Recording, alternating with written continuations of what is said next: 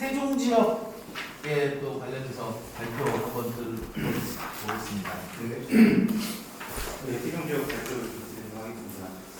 세종 지역은 다른 지역과 가장 큰 특징은 저희 표본조사가 대처 작년과 올해 저희가 전수조사를 실시했어요. 올해 이제 40개 산업 대상으로 647개 전수 기업을 조사를 진행하면서 최종적으로는 529개 기업이 조사가 완료되는 특징을 나타냈습니다. 특히 세종 같은 경우에는 12에서 29인 사이가 전체 한 60% 정도 기업을 차지하고 있기 때문에 여기 잘 완료를 했습니다. 그리고 이제 21페이지 보시면 2020년과 2002년간의 표본설계의 집단 변화인데요. 작년 대비 저희가 좀 산업군 늘려서 모집단을 증가했습니다만은 실질적으로 조사 결과 모집단 대비 한 80% 정도 되는 표본을 저희가 얻게 되는 결과를 나타냈습니다. 아무래도 세종 같은 경우에는 기업 체수가 너무 적다 보니 저희가 전수조사를 실시했습니다만은 좀 한계점이 좀 있는 것 같긴 해요. 특히 이제 저희가 받은 로우 데이터에 대한 기업체 수하고 실질적 조사를 들어갔을 때 보통 모집단 대비 한 10%에서 15% 정도가 기업이 폐업을 한다든지 기업이 이전한다든지 그리고 실질적으로 조사 들어갔을 때 기업체가 전혀 확인이 안 된다든지 이런 게 작년과 올해 두 번 다 똑같이 발생을 했기 때문에 이런 부분에서 관리가 저희가 좀 필요하지 않나라는 나름대로 판단을 좀 하고 있습니다.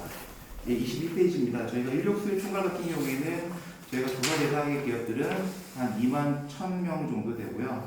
대부분 금속 1년 미만 종사자가 대략 10% 이상을 좀 차지하고 있다라고 말씀을 드릴 수가 있고요. 사업체의 규모 분류는 종사자 수라든지 퇴직원이 가장 많은 규모는 30에서 99인 규모에서 가장 많이 나타나는 걸로 보고 있습니다. 특히 사업 분류는 사회복지 서비스업이 가장 많이 나타나는데 특히 세종시의 어떤 공공기관 활성화되기 많이 반영된 특징이라고 볼 수 있을 것 같습니다. 13페이지입니다. 직종별 준분류 인력 수요 같은 경우에는 경영력 사무직이 가장 높고요. 사회복지 종교직, 화학, 환경, 설치, 정비, 생산직 등으로 조사가 되었습니다. 24페이지입니다. 2020년 기준으로 채용할 때는 부인하고자 계획했던 인원이 대략 4,600명 정도 됐고요. 그중에 한 2,700명 가량이 채용되는 걸로 나타나고 있습니다. 26페이지입니다. 훈련 수요 추려 결과입니다. 직종별 훈련 수요 결과를 보게 되면 양성훈련 같은 경우에는 저희가 한 333명 정도 나타났고요. 작년도에는 한 165명 정도 나타났는데 올해는 양성 수요가 조금 증가, 2배 정도 증가한 걸로 나타났어요. 특히 작년부터 저희가 이제 저희 세종 인자위에서 이 직업 교육 훈련이나 약속 교육 훈련에 대해서 상당히 많이 좀 홍보한 것들이 그래서 그나마 가시적으로 성과로 나타난 게 아닌가라고 저희가 추정을 하고 있습니다. 27페이지입니다. 직종별 현상수요 훈련 수요는 전체에 한 9,000명 정도 되고요. 세부적인 사항들은 뒤에 표에 나타납니다만은 저희가 조사한 것 중에서 전체 향상훈련 수요 중 실질적으로 기업에서 혹시나 참여가 어렵다든지 교육 참여의 애로사항 같은 걸 확인했을 때 대략 한 2,500명 정도는 실질적으로 교육에 참여하기 어렵다라고 좀 응답을 하셔서 실질적으로 9,000명 중에 향상훈련 수요는 있지만은 저희가 실제 교육훈련에 참여할 분들은 대략 한 6,500명 정도를 저희가 현재 보고 있습니다. 특히 이제 아무래도 산업별로는 저희는 화학물질 및 화학제품 제조업 쪽에서 상당히 많이 참여하는 걸로 나타나고 있습니다. 31페이지입니다. 수요 추정은 대략 9,000명 정도 나타나는 말씀드렸던 것 같고요. 시사점으로는 저희는 32페이지에서 33페이지, 34페이지, 35페이지 보시면은 기본적으로 양성훈련이나 향상훈련 같은 경우에 세종시에는 상당히 공급 확대가 많이 이루어진다는 게 가장 주된 목적이고요. 실질적으로 세종 지역에서는 교육 훈련을 제공할 수 있는 기관 수가 상당히 적다라고 저희가 작년부터 판단을 했었고 올해도 저희가 조사를 했을 때는 똑같은 결과를 나타냈습니다. 그래서 가장 향후 주된 저희 플랜은 교육기관 확대를 어떻게 할 것이냐를 가장 최우선 과제를 잡고 있고요. 이런 것들을 하기 위해서 현재 K 디지털 트레이닝 사업을 올해 저희가 운영기관을 선택을 해서 운영을 했고 내년부터는 내일 배움 카드제를 저희가 하기 위해서 올해 외기산업이라고 하는 산업 특화를 지정을 이미 올해 마쳤습니다. 그래서 아마 내년부터는 그쪽 산업을 대상으로 중점적으로 교육기관 발굴 및 운영에 저희가 주력을 하려고 계획을 하고 있습니다. 그리고 특히 이제 세종시 같은 경우에는 그 다른 사업들보다는 이제 그 세종시와 세종특별에서 정했던 5대 신산업 그 산업을 정했고요. 거기에 대해서 향후 저희가 추종한 바는 2030년까지 전문 숙련 기술자분들이 대략 한 2만 명 이상이 필요할 거다라고 저희는 현재 보고 있고, 이에 대해서 어떻게 선제적으로 전문 숙련 기술자들을 미리 현재적으로 교육을 시켜서 공급할 수 있을 것인가에 대한 그 부분에 대한 솔루션을 하기 위한 그 과정들을 현재 계속 저희가 준비를 하고 있습니다.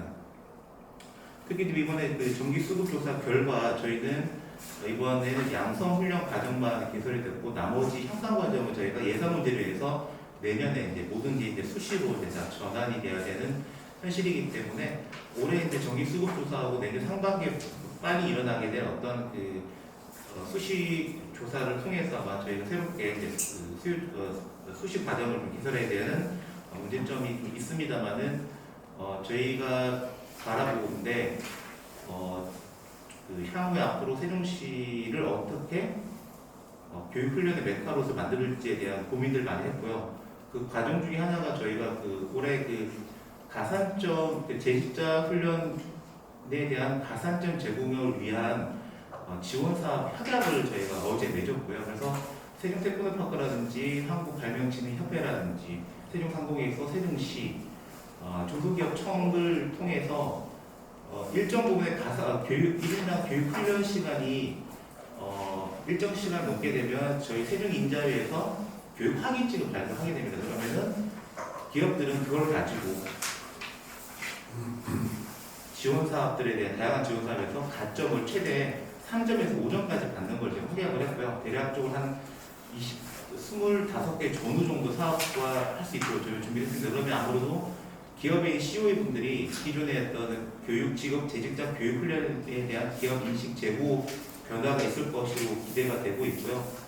기존에 이런 직업 교육 훈련에 대한 어떤 저변 확대가 상당히 많이 이루어질 것으로 저희가 현재 예측을 하고 있습니다. 또 하나는 기존에 이제 그 교육 훈련의 기관이었던 우수 사례를 발굴하기 위해서 노력을 하고 있는데, 그 중에 하나가 이제 기존에 교육부하고 고용노동부하고 있는 그 베스트 HRD 있지 않습니까? 그걸 저희가 세종 베스트 HRD라고 해서 세종에서 먼저 중간 단계 역할을 할 수 있는 3개 기업을 발굴해서 얘들한테 각각의 2천만 원씩 시상을 하게 되고요. 그 시상을 통해서 우수한 기업들을 계속적으로 저희가 홍보를 해서 기업에 있는 CEO들이라든지 실질적으로 기업들에 있는 재직자분들이 교육에 참여할 수 있는 여건을 좀 확대하는 데 상당히 많은 지금 저희가 준비를 하고 있고, 이미 저희가 예산까지도 지자체 협의를 통해서 최종 확보를 한 상황입니다. 그래서 저희는 내년부터는 내일 배움 카드라든지 결국 직업 능력 개발 사업과 관련된 전방위적으로 교육훈련 기관을 발굴할 거고요. 그래서 기업들이 조금 더 교육훈련에 참여할 수 있는 여러 가지 여건들을 좀 더 강화시키는 데 주력을 하고 하다 보면 아마 인구수 대비 기업수 대비로 했을 때 전국에서 몇 년 안에 직업교육훈련 비율이 가장 높은 도시로 좀 만들고자 하는 게 저희 인자의 최종적인 목표라고 보시면 좋을 것 같습니다. 여기까지 말씀드리도록 하겠습니다.